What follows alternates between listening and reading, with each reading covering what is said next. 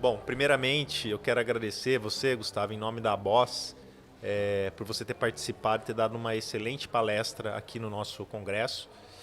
E queria fazer umas perguntas a respeito do tema que você falou, que é o uso da cannabis medicinal. E conta um pouco pra gente como é que foi assim que você começou a trabalhar com isso e o que mais te despertou surpresa de benefícios da cannabis medicinal.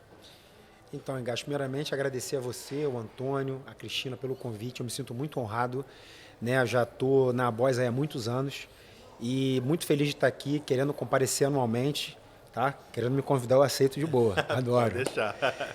Mas então, Engaixo, eu tive contato a primeira vez com a cannabis, cara, foi aí 2018, 2019, meu primeiro contato que eu tive. E me gerou muita assim dúvida, né, em relação àquilo ali, aquele mundo novo, tá? E foi em San Diego, né, que eu tive o primeiro contato, né, lá na Califórnia, que é onde a cannabis é muito forte. E eu tive, né, um paciente, né, que já tinha 20 anos de uma doença crônica degenerativa, né, que é o Parkinson, aonde a gente começou, né, a utilizar, né, esse foi um dos primeiros pacientes que eu tive. E a melhora foi tão significativa e rápida desse paciente que, a partir daquele momento, eu determinei na minha vida que eu estudaria muito aquele assunto porque eu teria condições de ajudar muitas pessoas com doenças crônicas. Que bacana, que bacana. Agora, o que você acha? Explica um pouquinho pra gente a diferença entre que às vezes as pessoas ficam confusas, existe até um preconceito sobre esse assunto, não é mesmo?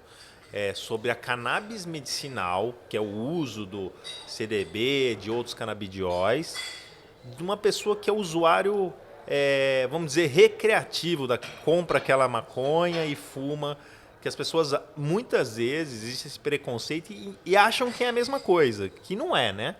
Não, totalmente. Até na aula tive até um slide que eu mostrei sobre isso, né? A gente sabe que a cannabis inalada ou fumada, ela não é maconha medicinal. Ela não é.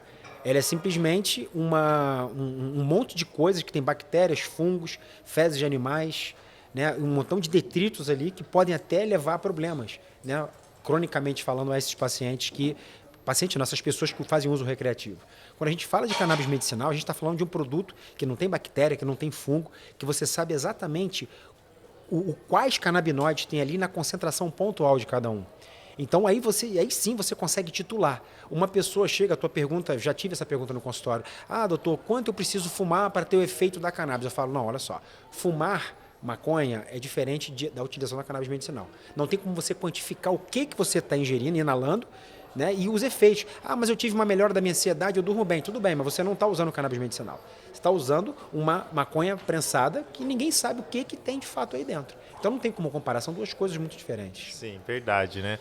Aliás, só complementando que uma vez eu vi uma palestra de um grande estudioso que disse que tinha um estudo de apreensão de maconha em Polícia Federal. Eles foram analisar que tipo de canabidiol é quase sempre muito THC, que né, a gente às vezes usa em quantidades pequenas, e quase não tem CDB, que é o principal, né, O canabidiol. principal canabinoide, exatamente. Nessa a maconha prendida, normalmente ela é mais rica em THC.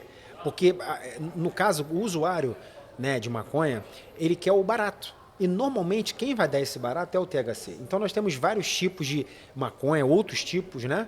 Como haxixe, por exemplo, skunk, são maconhas aí mais refinadas, com nível de THC maior e que dá, teoricamente, esse barato mais rapidamente. Uma droga, né, no caso, uma droga dessa não vai ser uma droga rica em CBD. O THC ele predomina ali em grande quantidade. Agora, quando a gente fala, né, do óleo na cannabis medicinal, os óleos normalmente são ricos em CBD, com um percentual muito pequeno do THC. E esse percentual de THC ele vai aumentando mediante a condição crônica daquele paciente.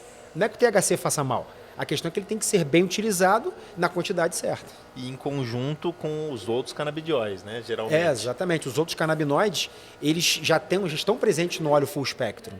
Só que normalmente o THC, né, na maioria dos óleos, ele está até 0,3%. Então é muito pouco. Então você não vai ter esse efeito psicoativo do THC tão fortemente normalmente num óleo com até 0,3 de THC.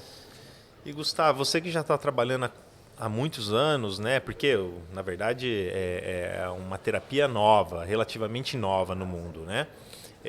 na sua opinião, o que você acha que o CDB mais funciona, o CDB não, os canabidióis mais funcionam em que tipo de patologia que você acha que é muito indicado? Então, hoje ninguém discute mais sobre a utilização da cannabis medicinal na epilepsia. A epilepsia hoje, tanto que o CFM, né, ele, através de uma, não me fugindo a palavra, Uma resolução. de uma resolução, a penúltima resolução, eles reservaram a utilização da cannabis medicinal para 3 condições crônicas de epilepsia em criança e adolescente. Tá? Então, na epilepsia, não há o que discutir. Mas você pode fazer o uso em outras condições, como, por exemplo, Parkinson, que eu mostrei também lá, insônia, pânico, entende? Então, você tem outras condições. Então, para mim, na minha experiência prática, Igash, eu tenho paciente com autismo, com insônia, com ansiedade, com depressão, Parkinson, Alzheimer, dor crônica, alguns pacientes com câncer. Então, todos eles melhoram em algum grau. Uns mais, outros menos. Mas, eu, graças a Deus, até hoje, eu sempre tive resposta positiva com o uso da cannabis medicinal nessas condições que eu citei anteriormente. Bacana.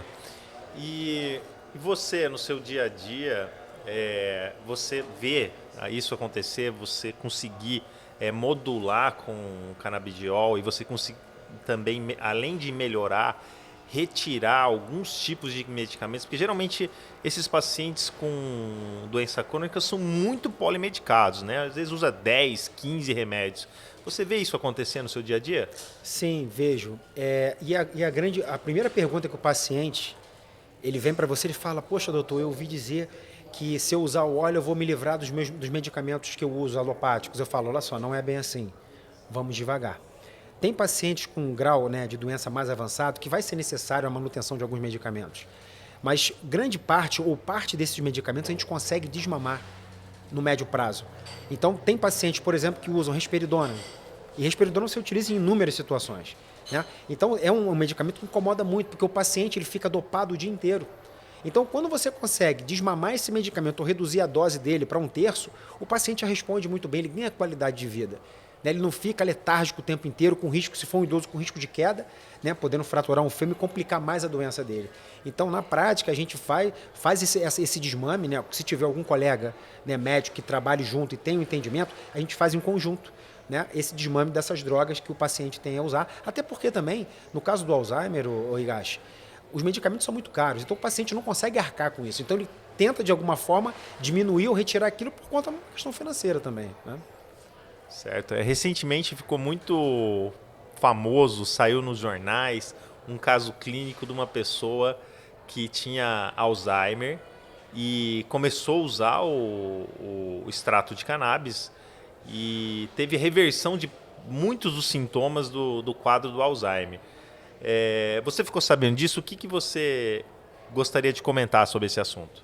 Então, isso aí saiu dia 26 de setembro, né, essa reportagem, onde um paciente que estava fazendo uso há 22 meses, né, de um óleo rico em CBD com baixíssima concentração de THC, foi um relato de caso, né, através de uma universidade lá do Paraná. E aí o que acontece? Esse paciente, teve relatos dele na melhora de cognição, raciocínio, né, a forma dele deambular. Então, esse paciente apresentou uma melhora clínica, né, diante da família e ele conseguia, ele mesmo admitia que ele deixava fogo ligado, esquecia de como é que fazia o chimarrão dele. Então, esse foi um relato de caso de um paciente que teve uma melhora desses sintomas, né? Mas, normalmente, quando a gente utiliza, a gente não está buscando uma melhora. A gente, na verdade, quer uma estabilização, né, da doença e fazer com que aquela pessoa e a família dela tenham qualidade de vida. Porque ter uma pessoa com Parkinson, com doença de Alzheimer em casa é muito complicado. Tem que ficar alguém o tempo inteiro atrás daquela pessoa para a pessoa não sair de casa, não deixar o fogo aceso, não botar fogo ali, acolá. Então você melhora a qualidade de vida da família como um todo. Sim, buscar não reverter o processo, que isso foi um quadro Avançado. lógico, um quadro excepcional, onde teve muito resultado, mas na maioria vocês querem o uso disso para melhorar a qualidade de vida, né? Ser uma arma a mais. Exatamente, melhorar a qualidade de vida e, se possível, retirar alguns medicamentos. Porque a família, às vezes, não tem condição de arcar com o tratamento alopático. Certo. Bom, pessoal, acho que é isso. Gustavo, em nome da ABOS, agradeço novamente pelo seu tempo, pela brilhante palestra e pelo podcast excelente. Muito obrigado. Até a próxima.